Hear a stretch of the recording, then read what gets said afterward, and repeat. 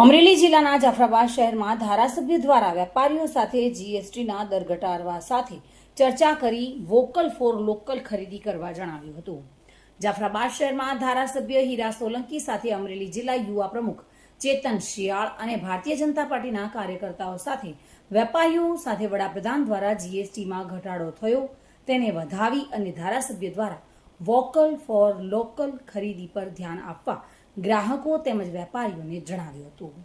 જાફરાબાદ શહેરમાં ચાલુ વરસાદમાં ધારાસભ્ય સાથે તેમની ટીમ શહેરના અલગ અલગ વેપારીઓ પાસે જઈને સ્વદેશી અપનાવો અને પરદેશી ખરીદી બંધ કરવા જણાવ્યું હતું, જેમાં શહેર ભાજપ તેમજ નગરપાલિકાના પ્રમુખ સહિત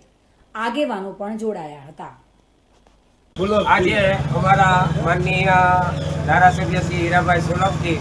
નરેન્દ્રભાઈ મોદી સાહેબ અને રાજ્ય સરકારને આદેશથી જાફરાબાદની વેપારીઓની સાથે લોકલ ફોર વોકલ અને જીએસટીની અંદર શું પ્રજાને અને શું વેપારીઓને ફાયદો થયો એના માટે નીકળ્યા હતા। બધાને સાથે મળી અને જે વસ્તુ સમજાવવાની હતી એ ધારાસભ્યએ પોતાની સારી ટીમ બધાને સાથે રાખી ભાજપની પૂરેપૂરી ટીમને સાથે રાખી અને બજારમાં ફર્યા હતા અને પ્રજાને શું ફાયદો થયો અને લોકલ ફોર વોકલ લેવું અને દેશી વસ્તુ વાપરવા માટે સ્વદેશી વસ્તુ વાપરવા માટેની ખાસ ભલામણ કરી અને બધાને આ વસ્તુ સમજાવી અને હકીકતમાં નરેન્દ્ર મોદી સાહેબે જે જીએસટીનો આ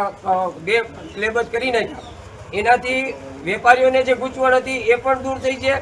અને પ્રજાને તો સીધો ફાયદો થયો છે। અને અત્યારે દિવાળીના ટાઈમે જ્યારે આ બોનસ જે સરકાર તરફથી મળ્યું છે એને કારણે પ્રજા પણ બહુ ખુશ છે, પ્રજાની ખરીદ શક્તિ પણ વધી છે, પ્રજાની ખરીદ શક્તિ વધશે